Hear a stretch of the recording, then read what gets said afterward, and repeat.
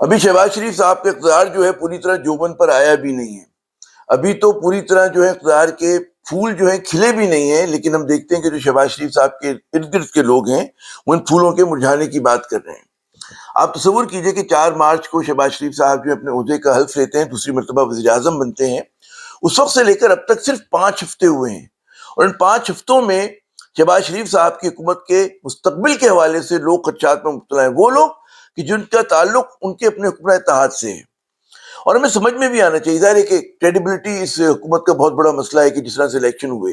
لیکن اس سے ایک اور بڑا مسئلہ ہے خود حکمران اتحاد اپنا، اس کے جو داخلی تضادات ہیں،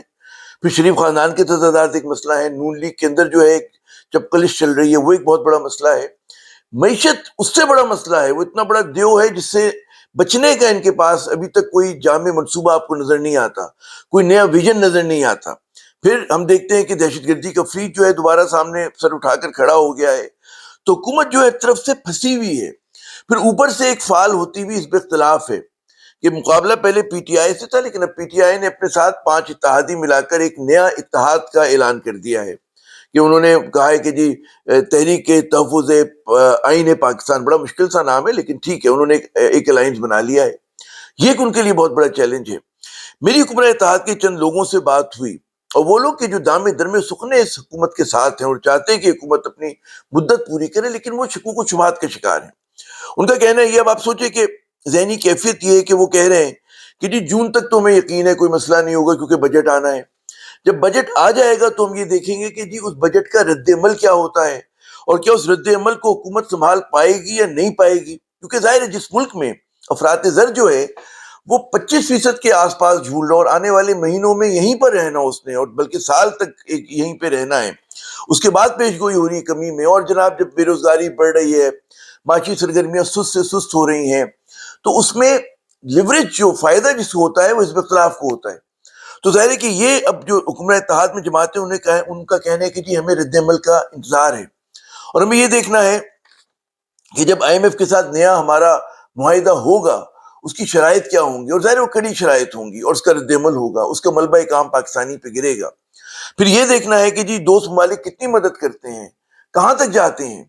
اور ہمیں پتا ہے کہ جی دنیا میں 2 بڑے اس وقت کانفلکٹ چل رہے ہیں، یوکرین کا چل رہا ہے، اور مڈل ایسٹ میں صورتحال بہت ہی دیگر گوں ہے، بہت ہی وہاں پر جو ہے ایران اور اسرائیل کا آپ دیکھ رہے ہیں کہ کشیدگی بڑھ رہی ہے، تو خدا نہ خواستہ مزید وہاں پر کوئی جنگ چھڑ جاتی ہے، اس کا جو دائرہ کار ہے وسیع ہو جاتا ہے پیلسٹائن کانفلکٹ کا،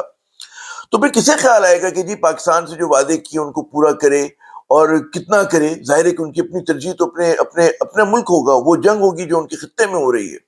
تو یہ بہت بڑا کوسچن مارک ہے ان کے لیے۔ پھر آپ آتے ہیں جی حکمران اتحاد کی جو اپنی صورتحال ہے، کہ اس پہ ہمیں پتا ہے کہ پیپلز پارٹی اور نون لیگ جو ہے ایک دوسرے کے انسنسیئر پارٹنرز ہیں، وہ ایک مجبوری کے طور پہ اتحادی ہیں، غیر مخلص اتحادی ہیں۔ یہ پیپلز پارٹی جو ہے ظاہر ہے کہ اعتماد نہیں کرتی، نون لیگ کے جو سرکردہ لوگ ہیں وہ شکوک و شبہات کے شکار ہیں پیپلز پارٹی کے حوالے سے، انہیں پتا ہے کہ پیپلز پارٹی کو موقع کا انتظار ہے، تمام تنقید کا ملبہ جو ہے وہ گر رہا ہے نون لیگ پر، اور پیپلز پارٹی کے پاس آئینی عہدے ہیں، صدر ان کا ہے، سینٹ کا چیئرمین ان کا ہے، قومی اسمبلی کا ڈپٹی جو وہ ہے اسپیکر ان کا ہے، پنجاب کا گورنر کل کو ہو سکتا ہے ان کا ہو جائے۔ تو یہ ایک بہت بڑا ایک کنٹرڈکشن ہے جو ان جماعتوں کے درمیان ہے۔ بظاہر پاکستان پیپلز پارٹی کھل کر کہیے کہ جی ہم چاہیں گے کہ یہ حکومت جو ہے مدت پوری کرے، لیکن اگر یہ جتنا چلے گی یہ حکومت اور پیپلز پارٹی ظاہر ہے کہ کیبنٹ کا حصہ نہیں ہوگی،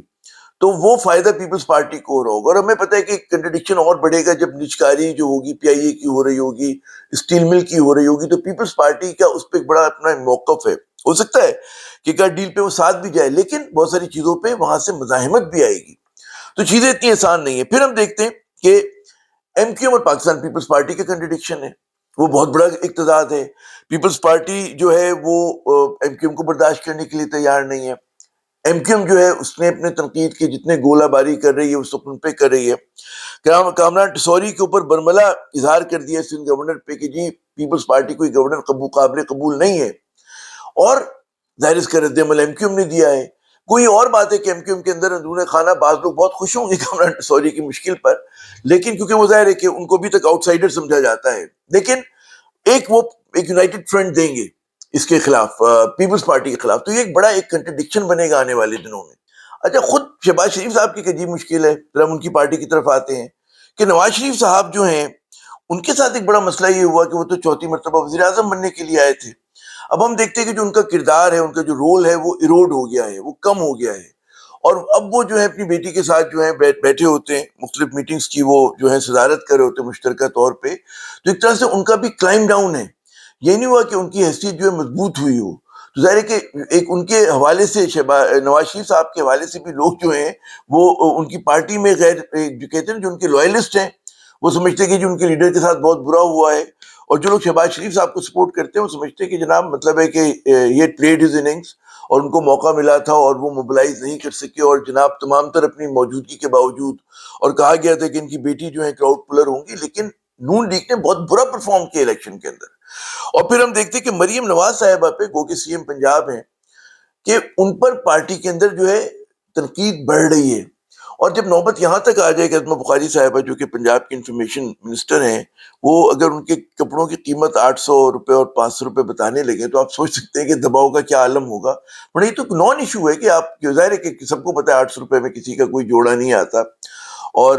ظاہر ہے کہ جو مریم صاحبہ کا جو ان کا پسند ہے اور جو ان کا اپنا اسٹینڈرڈ ہے، معیار ہے، تو خیر اس پہ تو بات ہونی بھی نہیں چاہیے. لیکن جب باتیں یہاں تک چلی جائے تو اس کا مطلب ہے آپ سوچ سکتے ہیں کہ لوگ کتنا دباؤ کا شکار ہیں، اس کی وجہ سے پے در پہ غلطیاں کر رہے ہیں.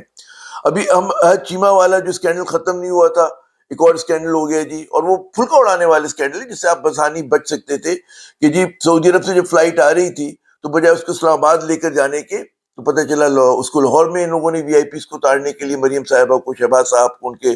جو دو ساتھی تھے ان کو اتارنے کے لیے وہاں پہ ڈائیورٹ کر دیا. بہت تنقید ہوئی اس پہ. میں ہندوستانی میڈیا سن رہا تھا، وہ اس کا اتنا پھلکا اڑانے کی جی کیا صورتحال ہو گئی ہے. پھر اسی طرح آپ دیکھتے ہیں کہ مطلب ہے کہ ایک کے بعد دیگرے ایک غیر ضروری اسکینڈلز کے اندر یہ لوگ پھنس رہے ہیں. پھر ایک جو خواجہ آصف صاحب کا اسکینڈل ہے وہ ایک بڑا شرمناک اسکینڈل ہے کہ انہوں نے جو علامہ اقبال صاحب کی والدہ کے نام پر ایک میٹرنٹی ہوم تھا اس کا نام تبدیل کر کے اپنے والد کے نام پہ رکھ دیا. اس پہ ایک فضیحہ ہے. یعنی کہ پتہ ہی چلا کہ ملک کو بڑے بڑے مسائل درپیش ہیں، لیکن یہ وہ غلطیاں کر رہے ہیں، وہ چھوٹی غلطیاں کر رہے ہیں اور بدنامی مول رہے ہیں کہ جن سے بچ سکتے تھے. تو یہاں پر جو ہے نون لیگ اور بھی ظاہر کے بھی اقتدار میں آئے ہوئے 5 ہفتے ہوئے ہیں اور یہ چھوٹی چھوٹی چیزیں سامنے آپ کے آ رہی، وہ کہ ان کی کوئی بڑے اس طرح کے اسکینڈل نہیں ہے کرپشن کے، لیکن یہ آپ کو مزاج بتا رہے ہیں کہ جی چیزیں جو ہیں کس سمت میں جا رہی ہیں. اور ذرا سا آپ اور اس چیزوں کو بڑھنے دیں، پی آئی اے کی جب نجکاری ہوگی